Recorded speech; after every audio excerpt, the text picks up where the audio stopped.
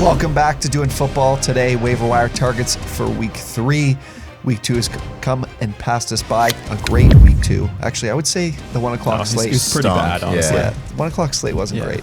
But we had a lot of points in the 4 p.m. slate. That was for sure. The 4 p.m. slate was one of the better ones. The 1 p.m. was atrocious. If that was week 1, we would have hated it. Yeah.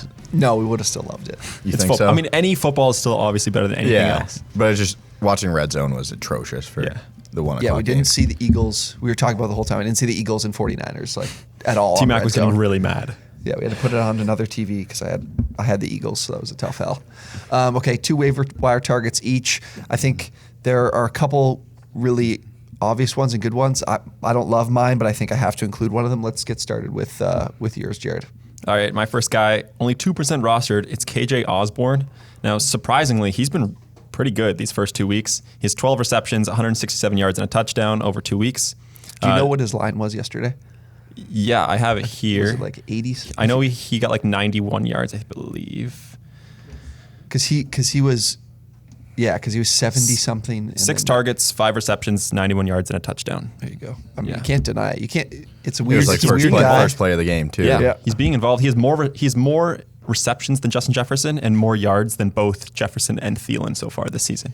So while he's definitely still the number 3, if something bad happens to one of those two ahead of him, he becomes a pretty lock and loaded starter, like a solid flex play.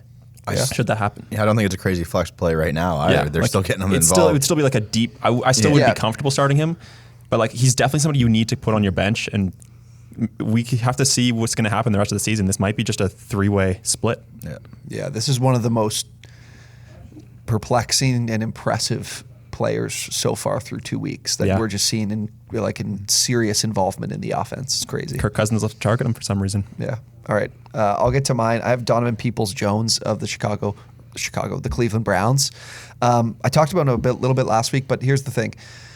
Odell Beckham Jr., I really don't know when he's going to take the field. He still didn't play last week. Jarvis Landry, the MCL sprain. If it is a little bit, if it's a grade 2, Jared had said this morning, then we're looking at a longer timetable. I think he'll at least be out for 1 to 2 weeks. Donovan Peoples-Jones has run the most routes in the offense by a pretty significant amount. He's running 70% of those routes out wide, so those are some big play opportunities with Donovan Peoples-Jones. He's only 2% rostered, 2% in your league, so he's going to be available for you. Has the Bears, Vikings, Chargers, Cardinals the next 4 weeks. So I do like the matchups with the Bears and Vikings the next 2 weeks. So I think he's someone you can add if you're in some deeper leagues or if you're looking for a desperate play. I don't think he's a priority add, but he's an option considering the pass catchers in the offense and where things are looking like for week 2. We did make a dynasty trade with week Donovan Peoples-Jones last week, too. Yes. Straight up third rebuild season. 3rd round pick for him. All right, I love my 2 guys. My first waiver wire pickup, this is the obvious one for this week, Ronald Moore, Arizona Cardinals receiver, 33% rostered. Caught all 7 of his targets yesterday for 114 yards and a touchdown. 2 career games, becoming a yard after catch machine. Per PFF, we have already debunked this. This is not a true stat, but he's averaging 14.3 yards after catch per reception this season. Quez Watkins, they just forgot about him, I guess. Didn't make sense. But they said it's 4.8 yards more than any other player. It's not right. We think he's in second in this, but still, great stat for him. Yards after catch, per reception has gone crazy. Through 2 games, he has more targets than both DeAndre Hopkins and AJ Green, which is a big thing for me. Obviously, Christian Kirk, crazy week 1 too. So the fact that they went to Rondale Moore so much this game too just shows that they believe in him. Like Christian Kirk can go crazy, but Rondale Moore's still gonna have a big opportunity in this offense. Jared sent me this stat. This is from Twitter. This isn't from Jared though. Most receiving yards all time through a 21-year-old wide receiver's first two games. Stephon Diggs, Deshaun Jackson tied for 1st. Randy Moss 3rd. DeAndre Hopkins 4th. Rondale Moore is 5th. Crazy Elite start list. to his career. I just love how much they're using him in this offense. We know he's explosive. We saw him at Purdue. Crushed Ohio State all the time. I hated seeing it. But Rondale Moore is an explosive player. Put him on your team if you can. Yeah, absolutely. I'm not surprised at all about the yak, and like he's showing he's a great player. The question will be, will they increase his involvement in the offense? Because I think his snap rate is still only around 50%. But when he's on the field, they're getting the ball as much as they can. So that's a great sign that they like him. And I could easily see him becoming the number 2 on this offense after DeAndre Hopkins. And if that's the case, he's easily a top priority guy. Yeah, I made the trade for him in Dynasty. Curtis Samuel for Rondale Moore straight up. Hated it at the time, but it's looking better every day. Yeah. I think he's the top ad of the week for sure. Who do you have with your second option? My second option is Alexander Madison, 32% rostered. Now, if he is available in any of your leagues, pick him up simply because of what we saw with Dalvin Cook last week. He looked really good, but then late in the game, he suffered injuries on 2 separate instances. One, he injured his back, and another one, he injured his ankle. So while we don't know how severe the injury is going to be yet, if he doesn't play, we've already seen what happens when Dalvin Cook doesn't play. Alexander Madison becomes a full-on workhorse. He gets 15 to 20 carries a game, and they play Seattle next week. So he would become a must-start player should Dalvin Cook miss the week, and that alone is enough to make sure you need to pick him up off the waiver wire. Yeah, it's kind of guy that should be rostered in all of your leagues, but he's only 32%, which is surprising.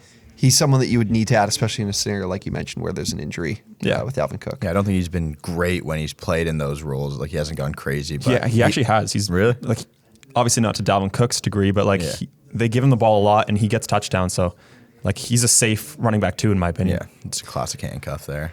Yeah, volume will be there. Another guy, similar kind of situation with volume, Sony Michel. I think he's someone you need to add this week with the uncertainty of Darrell Henderson. Rib injury, we haven't heard much from Sean McVay or the organization at all about his outlook. I think it's going to be up in the air all week. And maybe this, a rib injury for a running back, it's tough to, run with purpose when you know that if someone hits you, you are going to be in a world of pain. So this isn't a great guy to add and immediately play. They do have the Bucs this week, so I probably wouldn't start him. But this is someone that if he's starting and has this role without Darrell Henderson, he's good for 18 to 20 touches in a game. No doubt about it. So Sony Michel is someone that if he is, on your wire after last week where he didn't touch the ball nearly at all, he could be out there now. So I would look to add him just as, the running back position is always one we're looking to fill on the waiver wire, and this is someone who could immediately be the starter. So I would add Sony Michel. Yeah, I think he's similar to Alexander Madison. Just has a much tougher matchup this week. Yeah. Second guy, another guy I love, Elijah Moore, New York Jets, 32% rostered. We look at the route rates from week 2. Elijah Moore, 81%. Corey Davis, after a great week 1, only 67%, which is a big question mark for me. This week, Elijah Moore, 4 of his 8 targets he caught, 47 yards, 10-plus yards per catch. Love seeing that. Elijah Moore, kind of same, a little bigger than Rondell Moore, kind of same profile, though. Snap counts, first 2 games, Elijah Moore, 78%, Corey Davis, 73%. If you're worried about kind of his output here, obviously Zach Wilson was like horrible, but just remember Justin Jefferson, 5 catches for 70 yards after week 2 last year. These guys can break out later in the season. These are rookies. They're going to start to get used to the league. Zach Wilson should start to improve, I hope, and this should only help Elijah Moore. He's an explosive player. Everyone talked about how good he was in the offseason, the beat writers, but there's so many in New York. That's why they get so much press. Zach Wilson was apparently the best quarterback ever in preseason, but here we are. I like Elijah Moore. I think he needs to be picked up as well. Yeah, he was probably drafted in your leagues, but now he might be getting dropped by people. So if that's the case, go and pick him up. Like we've seen it all the time with rookie wide receivers. It takes them a little bit of time to get involved, and then the second half of the season, they just have a blow up second half, and it's like, why was he available in free agency? And he didn't really drop a big pass week 1, but there was like a 50-yard play where it just hit off his hands. DB made a good play. He's 1 or 2 catches away from having It's going to come. Great stats through week 2. Yeah, led the team in routes run. Look, if we're going to have a buy low, sell high video tomorrow. If his roster percentage wasn't so low and he wasn't a little disappointing for people to start, I would have him someone to buy. Like I would make a trade offer for him if he's available in your leagues because he led the team in routes run last week. He's plenty involved. They're not shying away from putting him out there and also targeting him. Now, Zach Wilson threw 2 interceptions targeting him last week, but I think that's good enough for me. Like he's trying to get him the ball no matter what. He is. It's like when he's in danger, he's throwing the ball to Elijah Moore still, right? So I think he's going to break out. Tough matchup. I think we're going to see a good season from Elijah Moore if this usage keeps up. Anyways, thank you guys for watching. 6 waiver wire targets for you. I got a few more I just want to throw in. Oh, okay. Just because I like throwing in a few extra guys. Always do that. Cordell Patterson, take a look at him because he's been involved actually quite a bit on the Falcons. I know Tmack doesn't like him. Hate the way they're using him for regular football, but he's been producing in fantasy. And then also Jalen Rigger. He had a touchdown called back last week, and he's been involved in the offense. He's the second guy after Devonta Smith, so keep an eye on him. Breakout, right, Jared? Second year breakout. And then De'Ami Brown is a nice deep target the guy to look at because they're looking at him down the field, and Curtis Samuel, you don't know when. We don't know what's going to happen with Curtis Samuel. I think he could end up getting one big play, and then people are going to add him at that point. So add him before that happens. Yeah, I don't think Heineke's a big drop off from Fitzpatrick too. I kind of liked how Heineke played on Thursday. Anyways, if you haven't already, be sure to check out our partners over at Manscaped. Use promo code BOX. You're going to get 20% off and free worldwide shipping with Manscaped. And of course, week 3, our 50K week 3 contest is live for you. So be sure to go check that out. Enter the contest. We will go over this week on the winning lineup. I don't remember it off the top of my head who was in there. A couple great quarterbacks, I'm pretty sure. I think the running backs were garbage, but everything else was incredible. Rojo was in there. And Gainwell. Cup, Lockett. Yeah, Cup, Lockett was just Mike Williams. automatic.